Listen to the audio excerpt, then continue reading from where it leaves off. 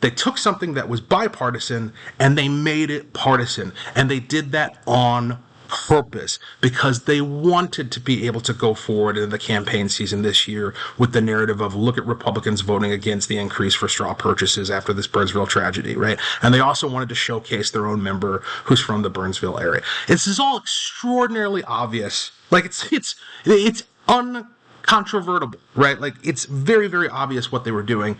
A total political game. That's partisanship at its essence. And of course, it's led by the leadership. It's the leadership of these legislative chambers and of the Democratic Party as a whole that's choosing to do it in that way. And it doesn't have to be that way. It doesn't have to be. Liberty's Ledger with Walter Hudson. Today's topic: how to buy partisan.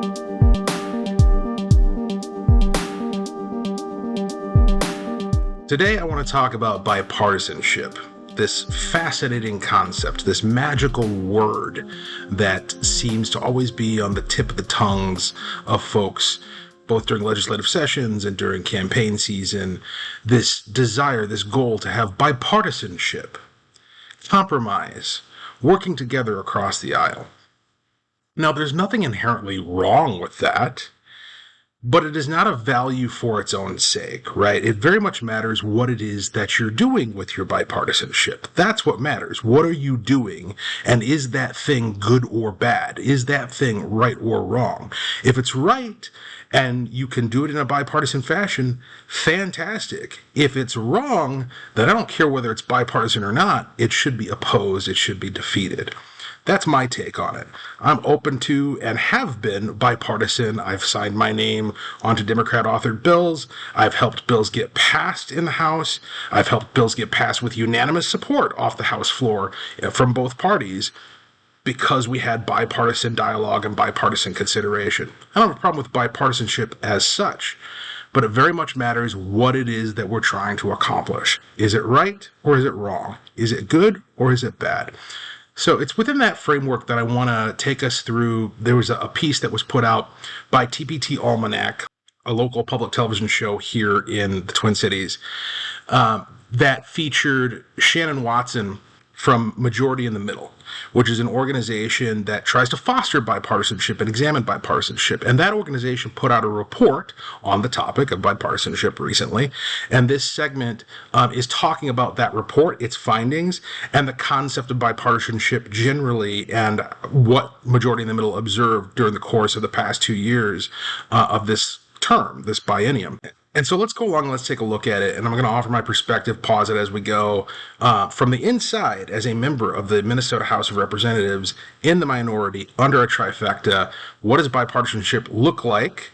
And why did it happen sometimes and not happen most of the time? Let's take a look. The end of the 2024 legislative session was marked by chaos and division during the closing moments in both the House and Senate chambers. As all House seats are on the ballot this fall, some lawmakers will need to work with each other and across the aisle. Majority in the Middle, that's a nonprofit aiming to foster conversation between politically different individuals, has released its second annual report on bipartisanship. Joining us is the founder and executive director of Majority in the Middle, Shannon Watson. Good to see you again. You too. Thanks for having me. So we had you on last year. Yeah. Yeah. It does not seem, Shannon, as though much has changed when it comes to bipartisanship at the state legislature, just given the irritable ending to session. And I don't know, what's your feel? What does the report say? You know, we looked at some sort of very specific things with the report. We looked at the number of minority-led bills that were getting hearings, and then we looked at the number of bills that were getting introductions that were bipartisan in nature, and then just sort of how individual legislators sort of managed their own bills. Were they just their own party, or were they bipartisan in nature?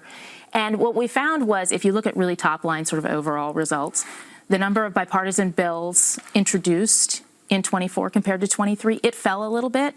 And the number of hearings given to minority-led bills, those fell a little bit.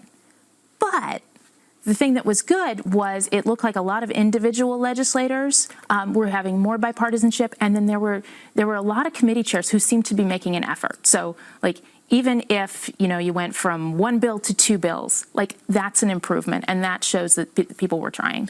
Don't a lot of the lawmakers' constituents and the special interest groups, they kind of encourage partisanship, don't they? They absolutely do. Yeah. What's the antidote for that? We think that one of the reasons that, those voices get drowned out is because the people who want their elected officials to be bipartisan and to work together, we're not articulating that message to legislators. So legislators get to hear from, people who are very happy or very upset, or advocates that are paid to persuade them for something. What they're not hearing from constituents is, we care about bipartisanship, we care about compromise, and we want you to do that, and we're not going to punish you for doing so. There's a lot of legislators that don't really actually want to do a lot of bipartisan work out in the open right now because it makes them a target. All right, so let me respond to that real quick. This idea that there's no political reward for bipartisanship. I suppose that depends on the district, right?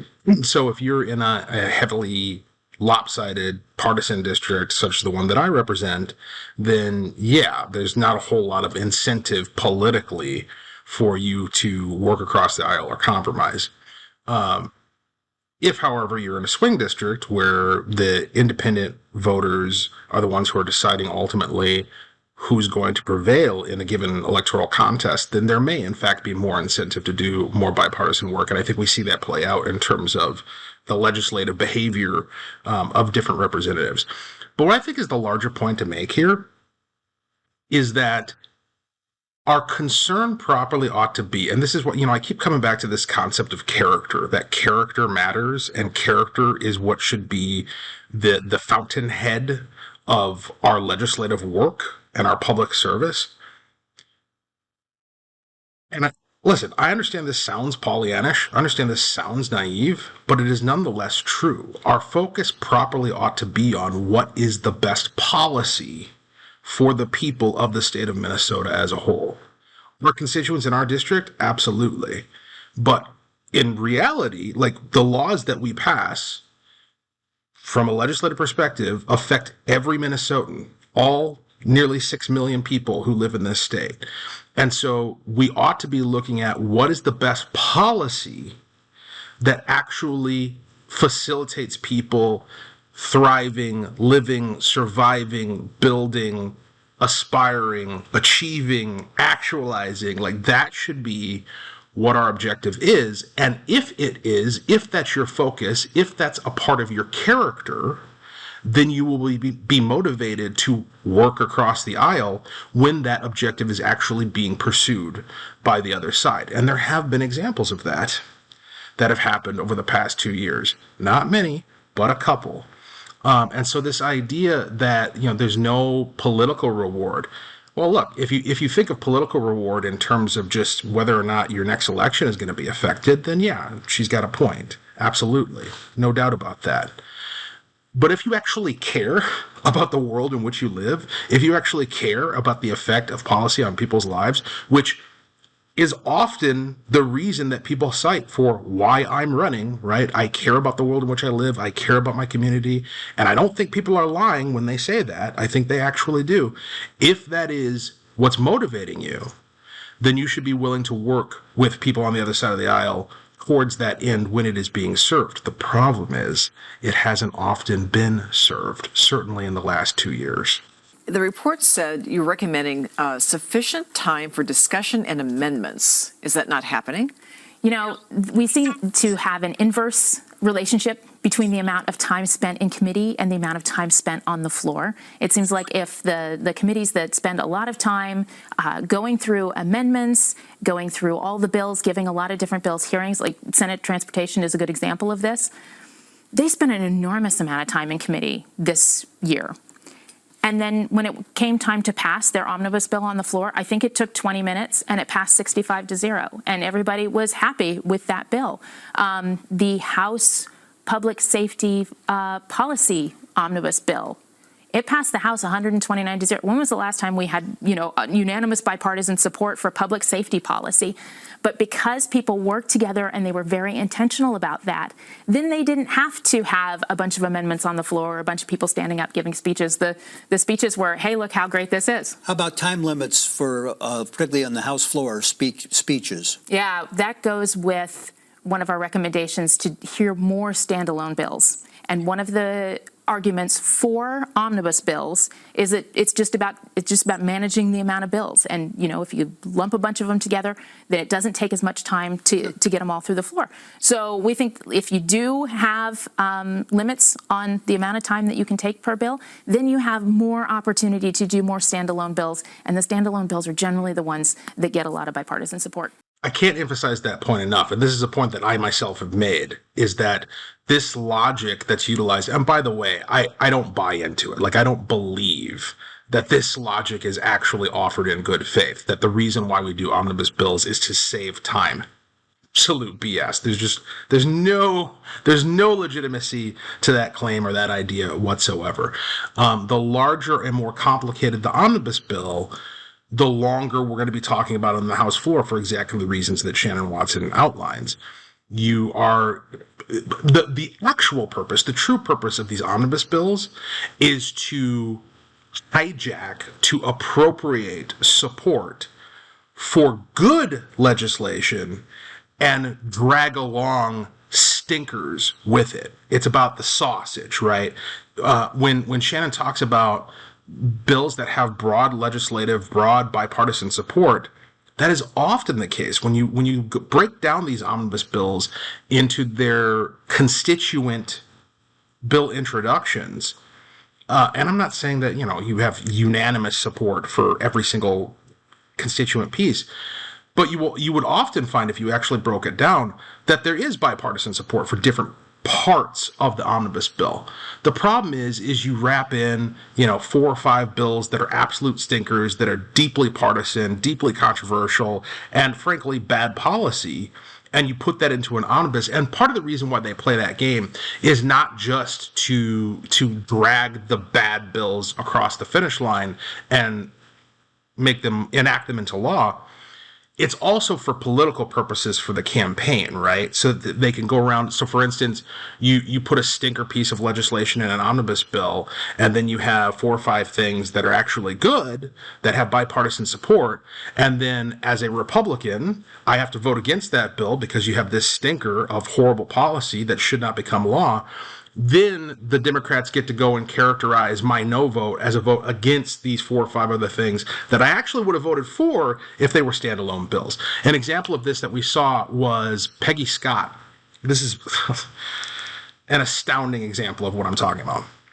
Representative Peggy Scott had a bill to increase the penalty for straw purchases, which is when you knowingly purchase a gun and then make it available provide it to a prohibited person, which happened in the Burnsville tragedy where 3 first responders were slain this past year. She's had that bill in circulation, introduced in the legislature since 2019, I believe. And it did actually get traction, as I understand it, I believe in the previous term before I came to the Minnesota House of Representatives. But for whatever reason, or maybe it was in 2023, I'm a little foggy on those details, but it gained some traction. It actually got included in a public policy omnibus. I believe it was 2023. But then it was taken out in conference, I think is how things wound down. And so it just hasn't made it across the finish line. Well, this year, after the Burnsville tragedy, we declared an urgency, we being Republicans, the minority on the House floor, to try to get that bill passed into law, right? The Democrats refused. They voted no. They didn't want to do that. And then, mysteriously, days later, the same bill pops up, authored by Representative Kayla Berg, who's from the Burnsville area, with some modifications. And one of the modifications is that it now includes this completely irrelevant provision about binary triggers. So it if they toss in this poison pill of a ludicrous and unnecessary gun control provision and attach that to the increase in penalty for straw purchases, why? Why did they do that? Why? For political reasons. Because by taking something that had broad bipartisan support, obviously because ultimately the increases in straw purchase penalties were passed, and we were the ones who brought the urgency on it, right? So obviously folks on both sides wanted to see that provision. They took something that was bipartisan and they made it partisan. And they did that on purpose because they wanted to be able to go forward in the campaign season this year with the narrative of, look at Republicans voting against the increase for straw purchases after this Burnsville tragedy, right? And they also wanted to showcase their own member who's from the Burnsville area. This is all extraordinarily obvious. Like it's uncontrovertible, right? Like it's very, very obvious what they were doing. A total political game. That's partisanship at its essence. And of course, it's led by the leadership. It's the leadership of these legislative chambers and of the Democratic Party as a whole that's choosing to do it in that way. And it doesn't have to be that way. It doesn't have to be. You can actually do standalone bills, as Shannon Watson suggests, and it would result in a great deal more bipartisanship. And it would result, I think, in better policy at the end of the day, because it would actually weed out some of this bad stuff that doesn't benefit the people of Minnesota, and that, frankly, a lot of people in Minnesota don't support, even by a majority. A lot of the most extreme legislation passed by the DFL over the past 2 years is not provisions that even their own voters on the Democrat side broadly support.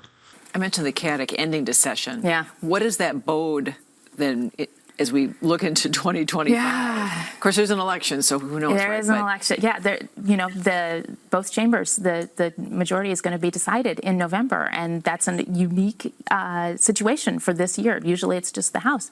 One of the things that we recommend is that leaders sit down now and figure out any of these rule changes and figure out, whether I'm going to be in the majority or I'm going to be in the minority. I don't know, and what are the rules that I would be happy with? Because I think part of the challenge with the way the session ended was the damage to relationships and the trust factor. And so if they could go in and sort of hash those things out now that everybody could be happy with, then I think January next year will be easier. Yeah. So again, that point can't be emphasized enough. So why aren't people sitting down now and talking about what the rules are going to be in 2025, regardless of the outcome of the election? There's a couple of big reasons, but I think the biggest is the one that Shannon noted there, which is the damage to relationships. I have no reason to trust Democratic leadership. I have no reason to trust most Democrats because of the way that we were treated in the minority, not just at the end. The end of the legislative session was, of course, a train wreck, but throughout the entire process, it's very clear in retrospect that the decision was made by the Democrat trifecta the day after Election Day in 2022, that the minority was going to be completely cut out of the process, that we were not even going to be consulted regarding what we might like, right?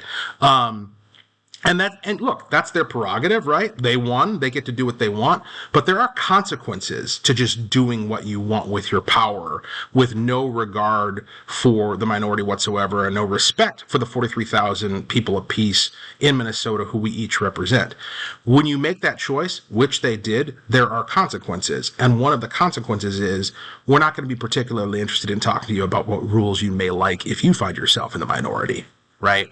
And so I think the position that we find ourselves in going into 2025, let's say the election goes our way. Let's say we retake the House, which I think there's a pretty decent chance that that's going to happen. At that point, it goes back to what I said at the outset. It becomes a question of character. It becomes an issue of, are we going to do to them what they did to us?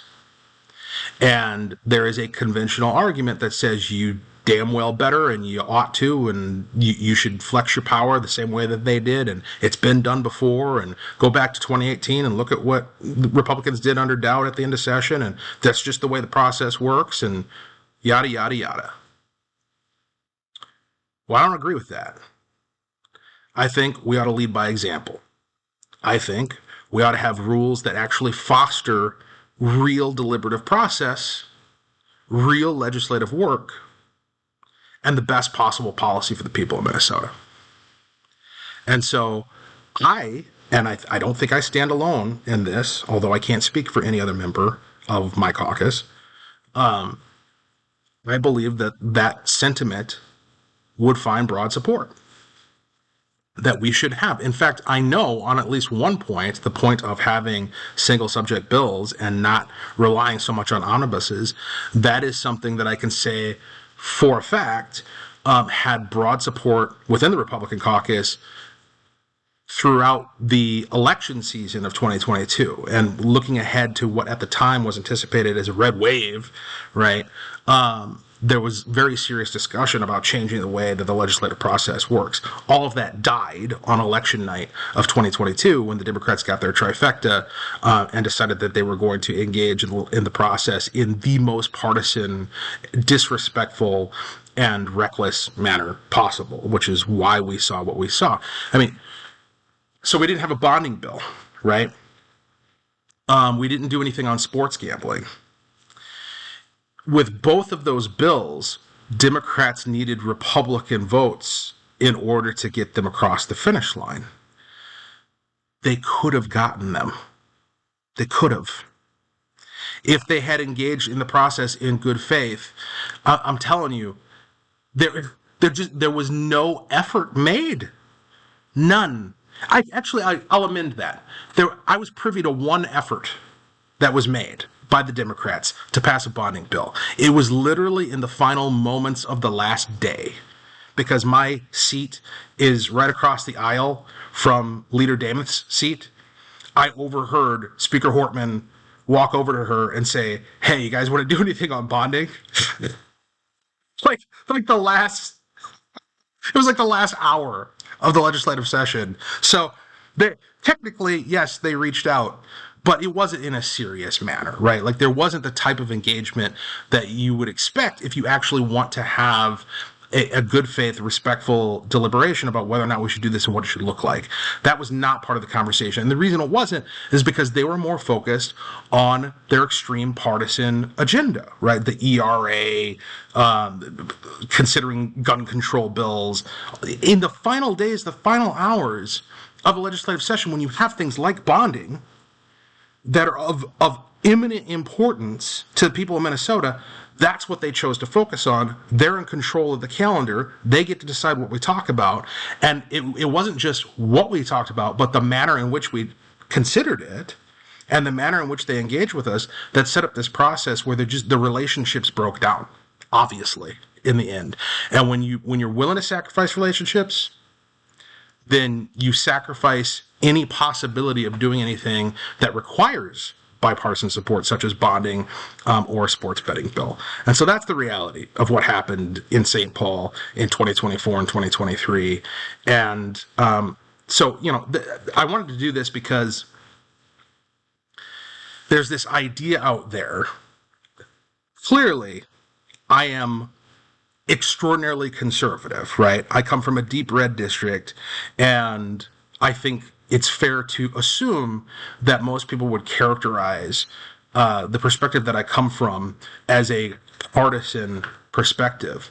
But the reality is that while my principles are very important to me, and I have very strong beliefs ideologically about what should inform public policy, none of that precludes good faith deliberative process. It doesn't. It doesn't mean that I can't have a conversation. It doesn't mean that I can't listen. It doesn't mean that I'm not willing to work with you, but you got to be willing to work with me. And in my experience, this first term of mine, these past 2 years, with a couple of exceptions and those exceptions were like on the ground level, like dealing with specific authors of specific bills, or dealing with a chair of a committee in very specific, unique situations. Aside from those exceptions, there was no broad interest from the Democrats in engaging with the minority in a good faith deliberative process. And that's why you don't see bipartisanship.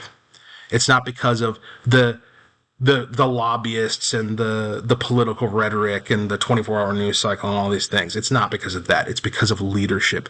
Leadership is what sets the stage for how the process will go. And it's the cynicism of the current leaders that has led to the toxic partisan environment that we see in St. Paul. And so if you want to see that change, you need to change who's in charge. It's that simple. Liberty's Ledger with Walter Hudson.